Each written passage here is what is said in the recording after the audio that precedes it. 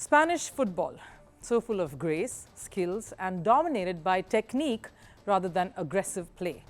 But as elegant as their football looks and seems, the Spanish fan culture is just as messy and toxic. And leading that practice is the capital city, Madrid. The Madrid Derby displayed how toxic the Spanish football fans can be. The game between Atletico Madrid and Real Madrid was expected to be a high-octane clash. The controversial match, though, ended in a one-all draw. But more than the aggression from players on the pitch, the match will be remembered for the hostile behavior of the fans.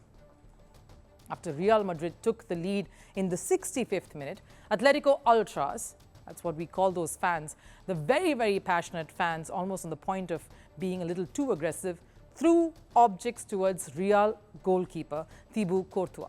That led to pandemonium breaking out, where the match was suspended for close to 20 minutes. Atletico manager Diego Simeone requested fans to calm down, but Atletico fans didn't stop.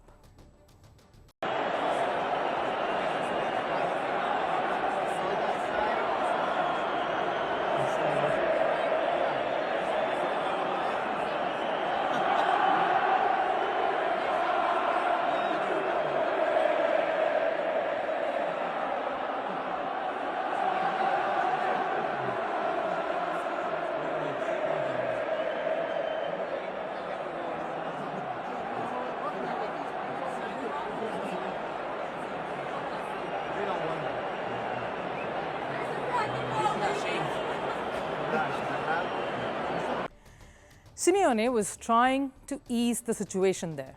He even pointed to his head, asking the fans to cool down and behave a little more sensibly here, because he knew despite Atletico trailing, they looked good for a win out there. In any sport, momentum is key. This minor suspension led to a complete loss of that, not just for Real, but for Atletico too, who struggled to find that equalizer. Atletico eventually managed to score that 5 minutes into stoppage time. They were playing at home. The visitors were under pressure. Real Madrid last won a La Liga match against Atletico in 2022. Plus, the absence of their star player Kylian Mbappe, who is out with an injury, meant Atletico were in the driver's seat. Fans thought otherwise. They reacted to the goal, in fact, the goal deficit, with aggression, throwing objects at the Real Madrid goalkeeper. That only added to Atletico's woes. In the second half, I think we were playing well. I think we were in a good place when Real Madrid scored. And then this episode happened, which should not have happened. We need people who care about the club. The people who care about the club are those that warm up the team and push us. The people that create these kinds of situations are not with the club, because you're not helping your team by creating these types of situations. The one key point that Simeone makes over there, more than what he said about the game, was about the way the fans were behaving. He's clearly distraught with that, and he believes that's what cost them the much-needed momentum and, of course, the game, and frankly, some face too. But maybe Simeone's anger stems from the fact that this isn't an isolated incident. Atletico fans are known for their ugly fandom. Just before the match, there was a hate campaign going on against Real Madrid player Vinicius Junior. Some Atletico fans, a bunch of them, had claimed that they would attend the game with masks on so that they could racially abuse the Brazilian without being identified. And it's shocking to see such claims being made on public platforms openly, because just last year, Vinicius faced some of the most brutal racist attacks by Atletico fans.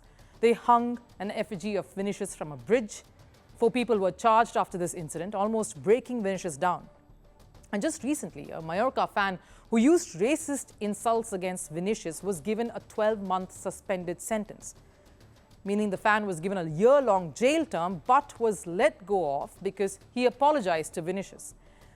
And fans do not want to learn from this episode. That's what we clearly are witnessing here. Or maybe they feel there's nothing wrong in targeting opposition players and being a little brutal about it. However they want to. And the question here, though, is for how long can this continue? Can fans enjoy the freedom of expression to torture and torment others, especially players? Recently, Vienna-based clubs Rapid Wien and Austria Wien banned away fans for their next 4 derbies. And they did this after the continuous crowd violence that they're witnessing. A violence that saw 13 people getting injured and chaos erupting.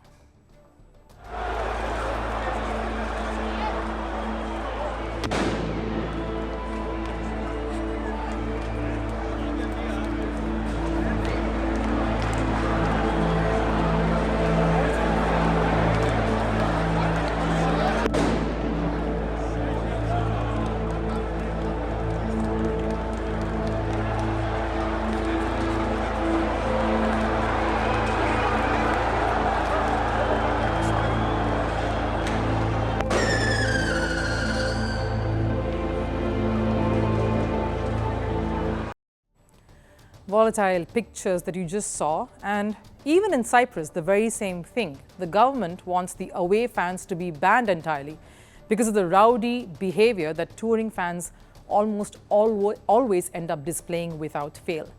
The situation isn't as bad in La Liga, of course, but it won't be too long before the association, the organizations, the people in charge, the governance will have to take strict action that would have impact, that will yield results.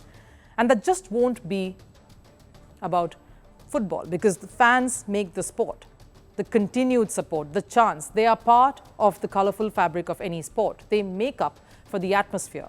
This is how impactful fans in football are. Atletico fans' behavior, though, has put a huge question mark on this, because football is not about embracing violence. There has to be a measured aggression, measured intensity. And here is the thing, even with whatever Vinicius Junior went through at Atletico, he still chose to do this.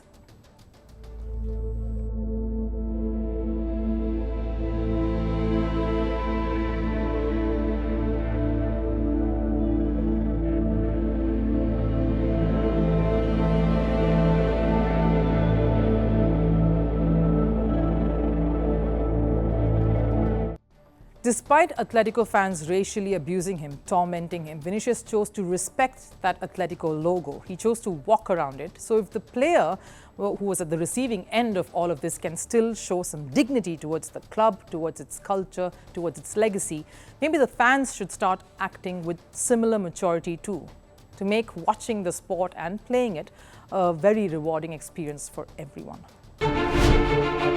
Firstpost decodes the U.S. election. Explains how America chooses its president. Your primer on the race to the White House. Everything you need to know about how America votes and its global implications. U.S. Election Explained. Every Monday and Thursday only on Firstpost.